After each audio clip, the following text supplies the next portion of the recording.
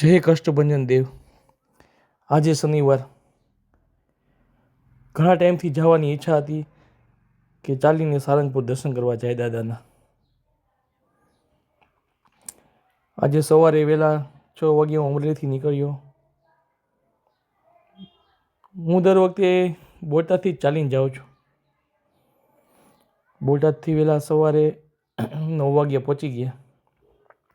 9 વાગ્યા ત્યાંથી પગપાળા યાત્રા ચાલુ કરી।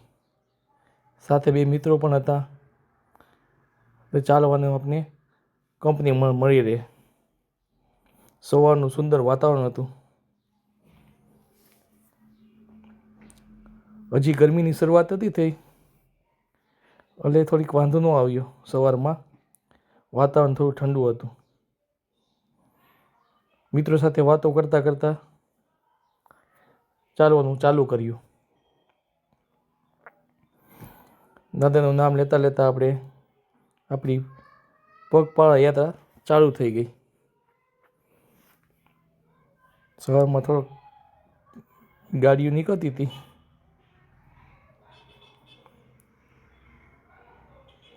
પણ તેનો આનંદ કરતાં કરતાં ચાલવાનું ચાલુ કર્યું।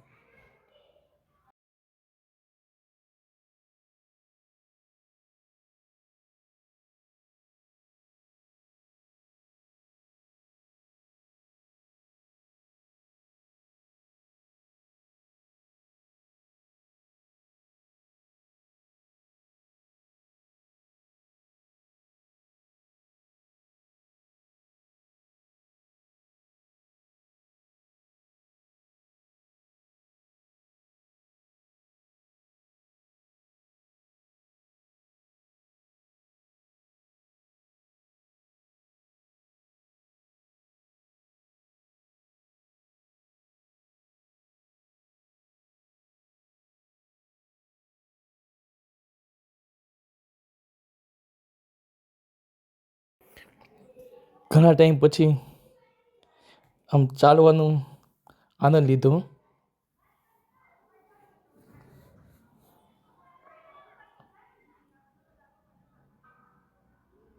થોડો અલગ જ અનુભવ થતો હતો,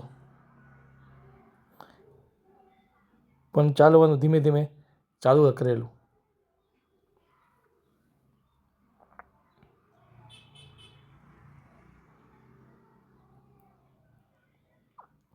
બંને બાજુ ખેતર હતા। ખેતર જોતાં જોતાં, ગ્રીનરી જોતાં જોતાં,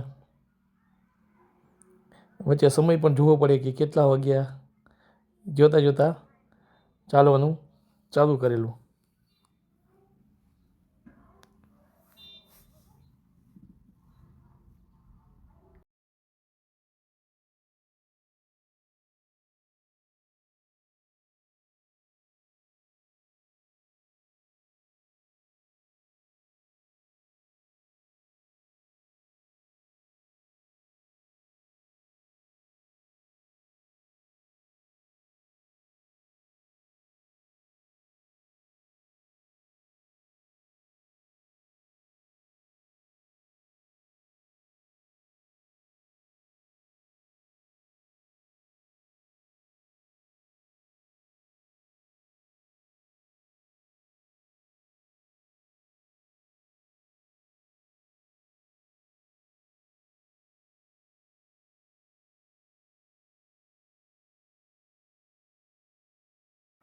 મિત્ર સાથે સેલ્ફી સ્ટિક લીધેલી, પણ તેના દ્વારા થોડુંક શૂટિંગ ઉતારવાનો પ્રયત્ન કરેલો,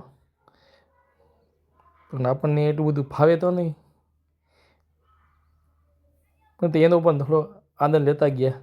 આનંદ કરતાં કરતાં અમારી યાત્રા ચાલુ રાખી।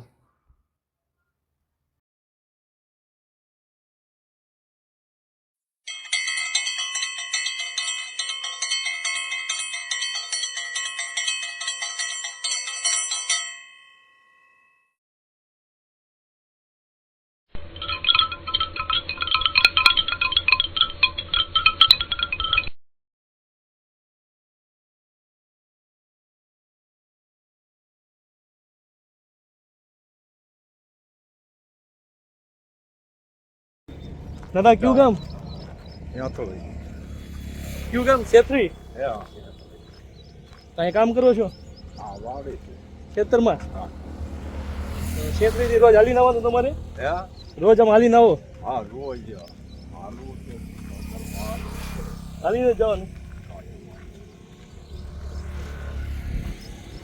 કેટલા વર્ષ થયા છે તમારી ઉંમર એટલે 90 ઉપર ગયા તમારા 90 વર્ષ હા 90 વર્ષ હાલીને જાઓ હા હાલો જય માતાજી પહોંચી 5 કિલોમીટર તોય પોર હાલીને ગયો જય માતાજી 90 વર્ષના દાદા મળી ગયા છે એ ખેતી કરે છે અત્યારે 90 વર્ષની ઉંમરે આપણે એવું લાગે છે જે આપણે કંઈ કામ નથી કરતા આગળ ચાલતા ચાલતા અમે સેથરી ગામ પહોંચ્યા સેથરી ગામની અંદર સ્વામિનારાયણનું મંદિર સ્વામિનારાયણ મંદિરના રસ્તામાં ભગવાનના દર્શન કરતાં કરતાં ત્યાંથી આગળ નીકળ્યા મંદિર બહુ સરસ બનાવેલું છે રોડના કિનારે છે મસ્ત પણ સારું મંદિર છે આપ નિહાળી રહ્યા છો મંદિર જય સ્વામિનારાયણ ભગવાન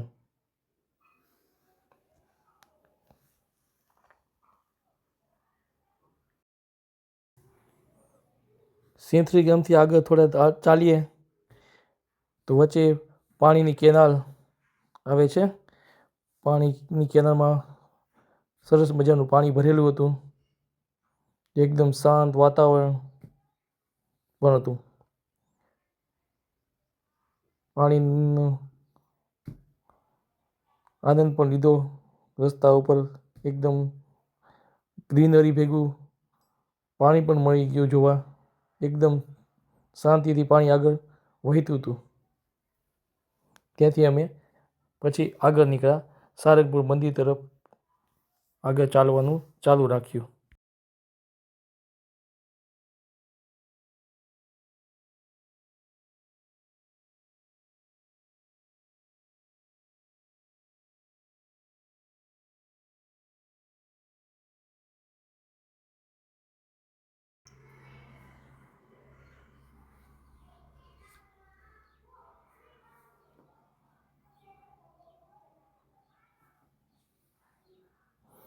ત્રણ કિલોમીટરની દૂર અંતર હતું ત્યાંથી આગળ જતા હતા તો મસ્ત સરસ મજાનો નજારો જોવા મળ્યો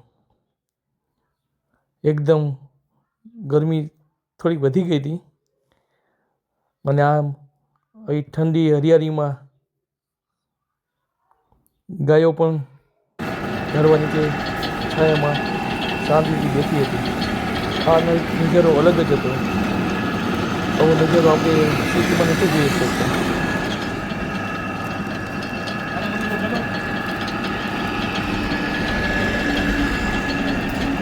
ત્યાંથી આગળ આવ્યા તો પછી વચ્ચે એવું થયું ચાલો રસ પીએ રસ પીવાનો આનંદ લીધો પણ એની સાથે મેં પણ એની થોડી હેલ્પ કરી લાવો હું પણ અનુભવ કરું કે રસ એટલે કામ તો કરતા જ હોય છે ચાલો ચાલો આપણે પણ કામ કરીએ અને અનુભવ લઈએ કે રસ કેવું નીકળે છે રસ કાઢ્યો અને પછી રસ પીવાનો પણ આનંદ લીધો કે ખરેખર મજા આવી ગઈ આનંદ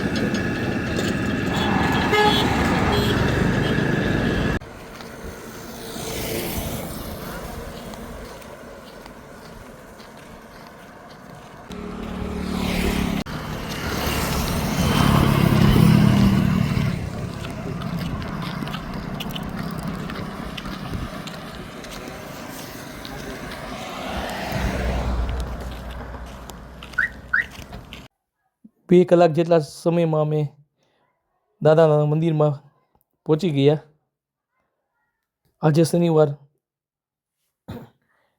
બહુ ટ્રાફિક હતો પણ અમે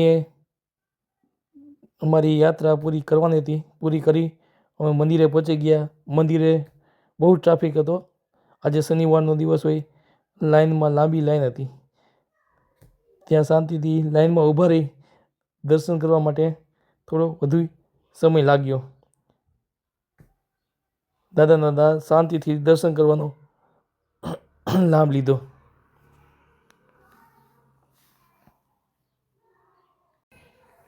દાદાના દર્શન કર્યા.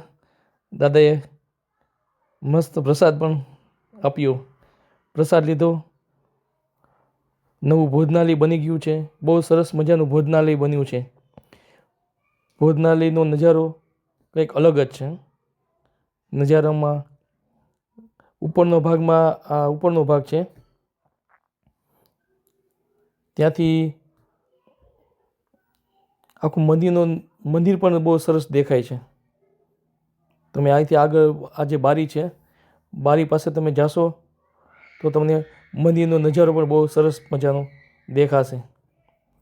આ રીતે આજે શનિવાર હોય, દાદાની ઈચ્છા હતી અને મારી પણ હતું કે આજે દાદાના દર્શન કરવા જ છે, ચાલીને જ જવું છે.